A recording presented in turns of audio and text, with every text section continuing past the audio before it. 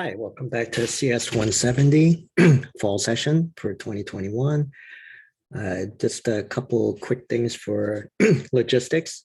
So here we are for this week here, the week of November 1st, which is right here.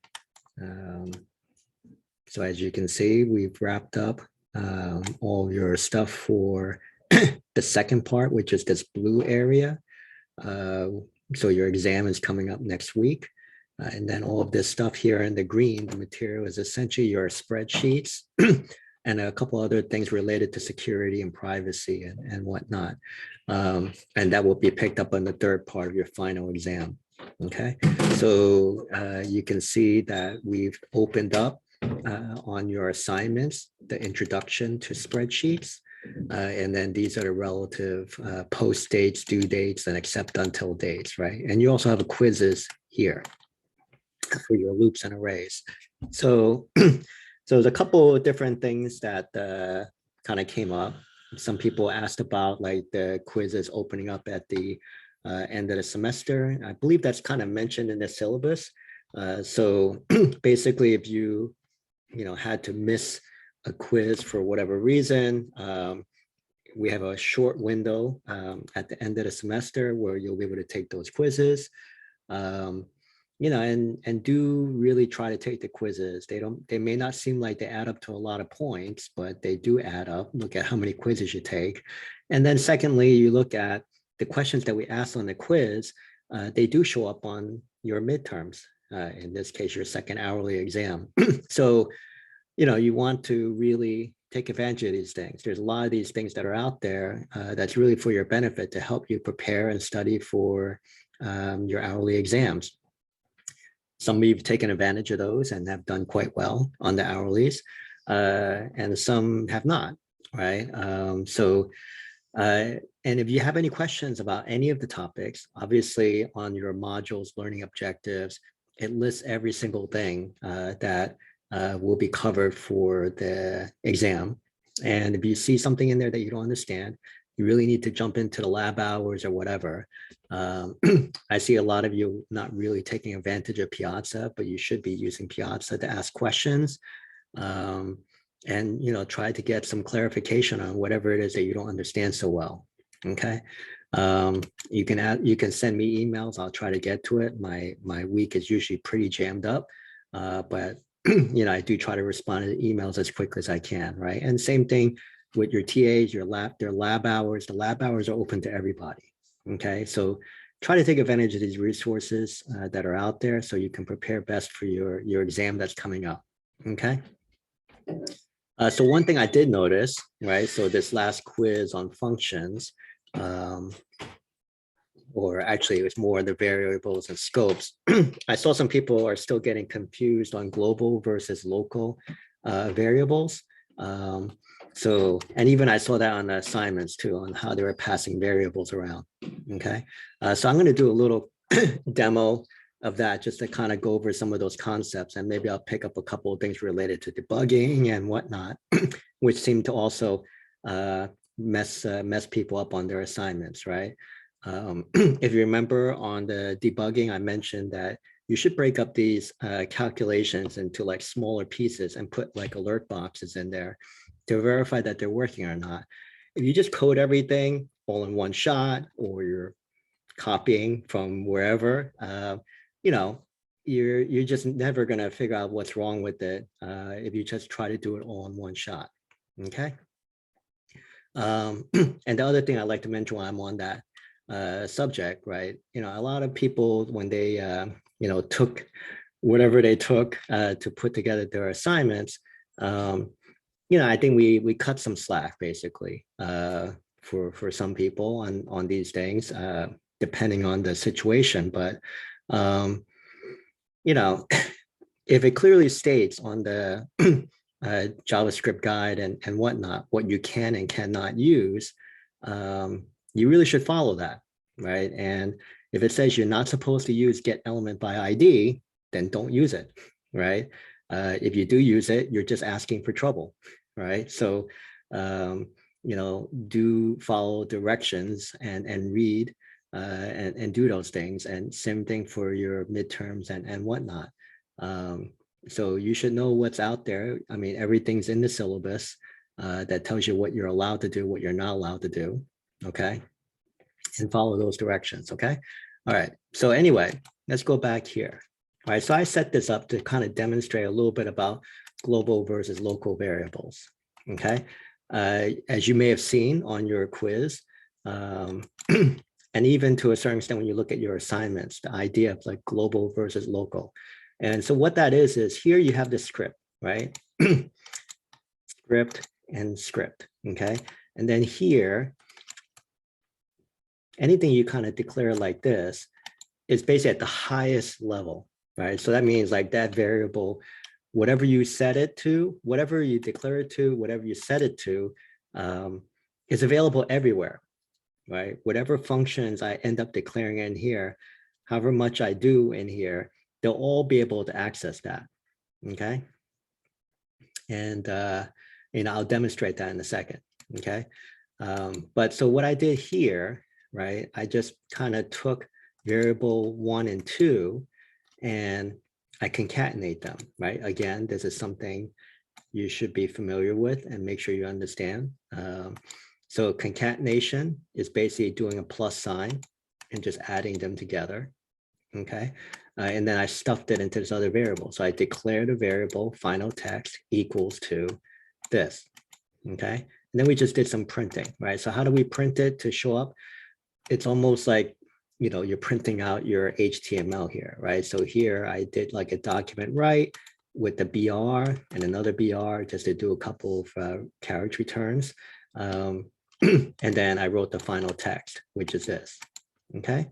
Now, the other thing I did was I did a call to this function right here called test local, right?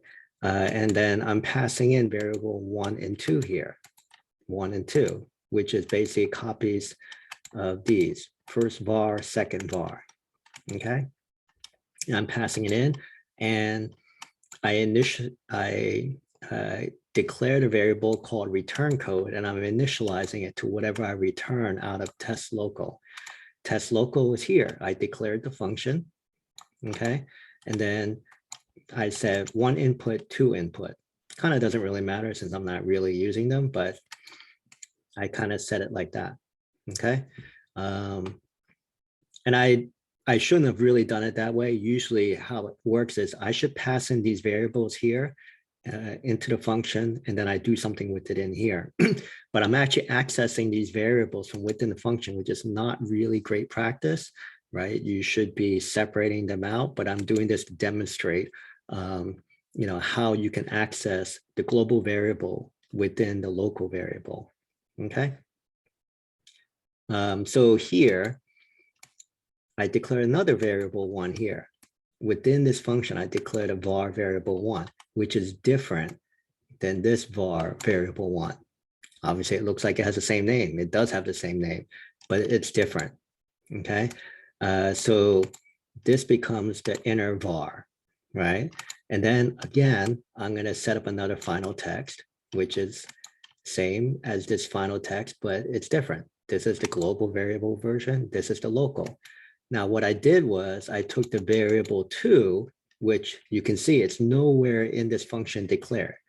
By not declaring it and then just referring to it like this, that means I'm referring to the global variable, which is here, okay? And so what I did here is I put an alert, okay? So normally, I think you remember, normally you should not be really doing any writing or printing or whatever from within the function. You should let the main area do that. That makes it a little bit more flexible and reusable throughout, you know, wherever your code is. But the reason why I put this alert in here is for debugging, right? So I put in this one just to demonstrate what does this final text look like within this function, right? And let's see what happens. And then of course I did a return 0 here. So let's run this. So this is what happened here, right? Of course I printed out this global versus local, and then I have first var, second var, which is the concatenation of first var and second var. Now, what's more interesting is Now we've gotten past all of that. Now we're going to call this test local function. Now, what does that say? Well, now it shows inner var and second var, which is exactly what we should expect given our understanding of local versus global variable. You have this inner var here, right? And then you have the variable 2, which is using this global variable 2, second var. And then I did the alert, which displays this, right? So this is an example of how within the function, you're accessing the global variable. And at the same time, it demonstrates how you can declare the same exact variables within the variable names within the function and set it to whatever you want it to be, okay? Now, let's say for the sake of argument, after I return this, I'm gonna do another alert here.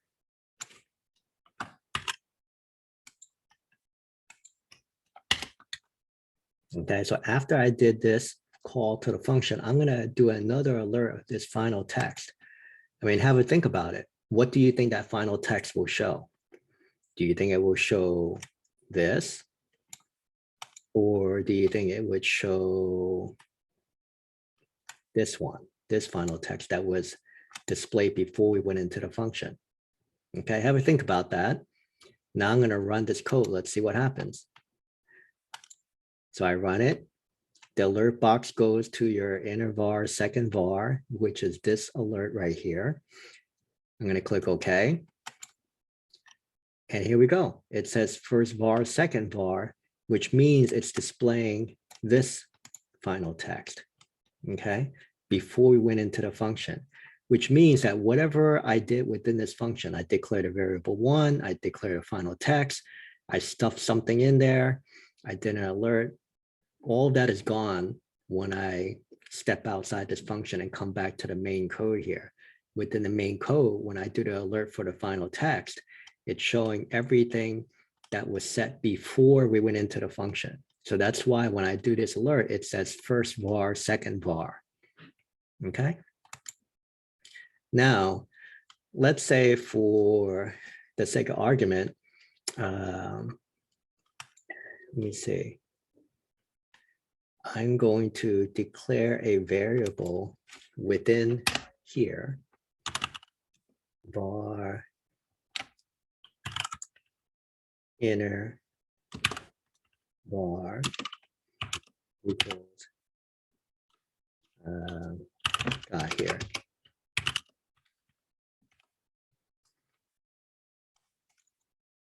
And I'm going to just change this alert to show that.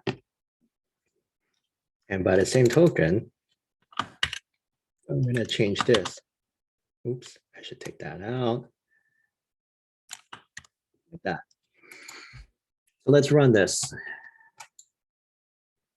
Well, so I got here. Oh, actually, I should separate out, but hold on a second. And then now it got an error. Okay, it makes it a little bit more clear if I say got here inner.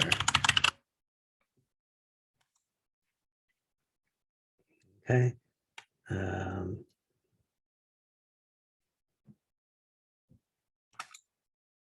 Got here inner. So it's very clear that whatever I set in here, this is it, right? Because I'm doing the function call here before I get to this line. But I still get this error here.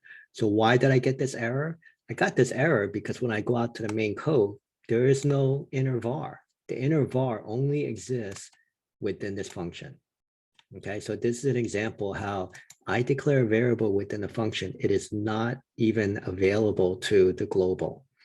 Right, so within the global, I try to refer to inner var. There's no way it sees it. But if I go from the function, I can access what happens globally. Okay, so hopefully this little snippet that I just recorded will clarify some of the confusion that I've seen on your global versus local variables on the quizzes that I've seen. You do need to know this, just like on the quiz, you're going to be asked to do something like this. Or if I did an alert here, what is the value of inner var? Whatever, right? So at different points within the code, you'll be asked to evaluate what is the value of that variable. And then you need to kind of trace through it. and then be able to tell me what that is, what that value is. And you'll be seeing different things where you have overlapping variables and all these cases I just covered, a global within a local and a global accessing a local, all that stuff, passing the variables from the main to the function with the arguments. These are the parameters that you set up within the function, all that stuff. All these are concepts that we covered in class or recitations. So make sure you study these points, okay? If there's other videos or clips you would like me to do to help you understand some concepts to get ready for the exam, you can send it to me. And then otherwise, I'm going to stop here and then I'm going to start to cut some videos for the Excel. Thanks.